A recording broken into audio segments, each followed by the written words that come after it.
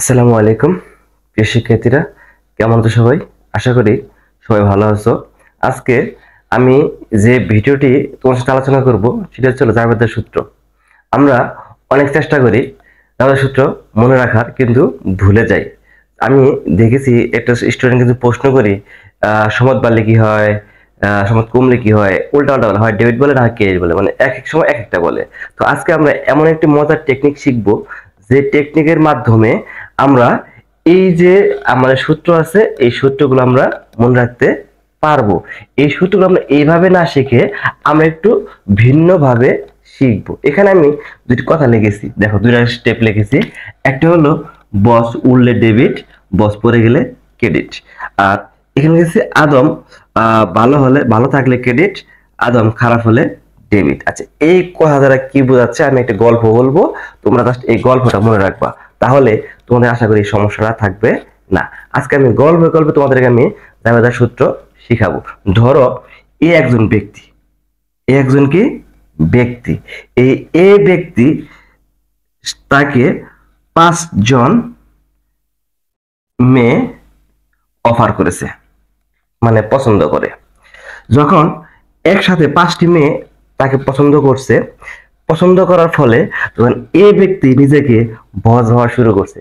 নিজেকে কি ভাবা শুরু করছে? বস, আমি তো বস হয়ে গেছি, আমাকে এত জন অফার করে কেন? আমি তখন নিজেকে হিরো হিরো বা বস মনে হচ্ছে। আর যখনই 105টা অফার হয়েছে তখন সে বস কি করছে? আকাশে উঠতেছে। কোনটা রেখে সে কোনটা অ্যাকসেপ্ট করবে? তখন সে নিজেকে কি ভাবা শুরু করছে? বস। আর বস তখন কি আকাশে উঠতেছে। তাহলে বস যখন আকাশে উড়বে তখন কি হবে? ডেবিট। এখন বস দ্বারা আমি কি বুঝাইলাম? এখানে আমি বলছি বস, এই যে প্রথমে লিখছি ব, ব মানে কি? ব্যয়। আর দুনিয়া স মানে কি? সম্পদ। আর এখানে উড়বে, এখানে উড়বের উদে কি আমি কি বুঝেছি? উত্তোলন। কি বুঝলাম? উত্তোলন। তার মানে বস উড়লে ডেবিট, যখন সে অফার পাইতে থাকবে আকাশে যে উঠতে থাকবে, আর উড়লে কি? ডেবিট। আর যখন 5টা মেজন একবার তাকে অফার ক্যান্সেল করে দেবে তখন সে ধপাস করে পড়ে যাবে, কারণ তার অফার নাই, তখন নিজেকে আর বস ভাবার কোনো সুযোগ নাই। তখন বস কি হবে? ক্রেডিট। তার মানে শিখলাম বস উড়ে গেলে ডেবিট, মানে বস উড়লে ডেবিট, আর বস পড়ে গেলে কি? ক্রেডিট। তার মানে বস ব্যয়, সম্পদ উত্তোলন। ঠিক আছে? আচ্ছা, তাহলে কি বস, কি মনে কি বললাম? বস উড়লে, বস উড়লে ডেবিট, বস পড়ে গেলে ক্রেডিট। আচ্ছা, এখন এই এ ব্যক্তি কি করছে? এই মেয়েদের পিছনে ঘুরছে। আর বি নামক ছেলেটা খুবই ভালো, মানে ভদ্র সন্তান, যাকে আমরা কি বলছি? আদম সন্তান। কি বলতেছি? আদম সন্তান। এখন আদম দ্বারা আসলে আমরা কি বুঝাইছি? আদমের কি? আয়, দায়, মূলধন। তার মানে এই আয় দায় মূলধন, কি বললাম? আয়, আবার এখানে লিখি, এখানে আয়, আয়ের কি? আচ্ছা, আর কি? দায়ের দ, আর মূলধনের ম। তার মানে কি? আদম। তাহলে আদম যতক্ষণ পর্যন্ত এই এদের পাল্লায় না পড়বে ততক্ষণ সে ভালো। আর আদম ভালো থাকলে কি? ক্রেডিট। আদম ভালো থাকলে কি? ক্রেডিট। যত যত সে মানে ভালো থাকবে, ভালো থেকে আরো ভালো হবে, ভালো যত যত বাড়তে থাকবে, ভালো যত বাড়তে থাকবে, তাহলে আদম ভালো থাকলে ক্রেডিট। মানে সে একজনকে অফার করবে আর সে রিজেক্ট করতেছে, যত সে রিজেক্ট করতেছে তত তার কি? ভালো থাকার পরিমাণ বাড়তেছে। তাহলে ভালো থাকলে কি হবে? ক্রেডিট। আদম আয় ব্যয় মূলধন ভালো থাকলে কি? মানে বাড়তে থাকলে কি হবে? আদম ভালো থাকলে বা বাড়তে থাকলে কি? ক্রেডিট।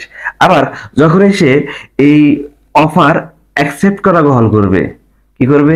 একটা দুইটা, যে প্রথমে কি কি বললাম, যদি সে রিজেক্ট করে তাহলে সে ভালো থাকবে, ভালো থাকবে মানে তার ভালো পরিমাণটা বাড়তেছে, সমাজে তার কি সুনাম বাড়বে, হ্যাঁ এই ছেলেটা তো খুব ভালো, তার সুনাম কি? বৃদ্ধি পাবে। তাহলে তার মানে আদমের সুনাম যত বৃদ্ধি হবে, আদম যত ভালো হবে, তখন আদম কি হবে? ক্রেডিট হবে। মানে আয় দায় মূলধন তিনটা বাড়লে কি হবে? ক্রেডিট হবে। আর যদি যখন সে অফার গ্রহণ করা শুরু করবে তখন তার কি?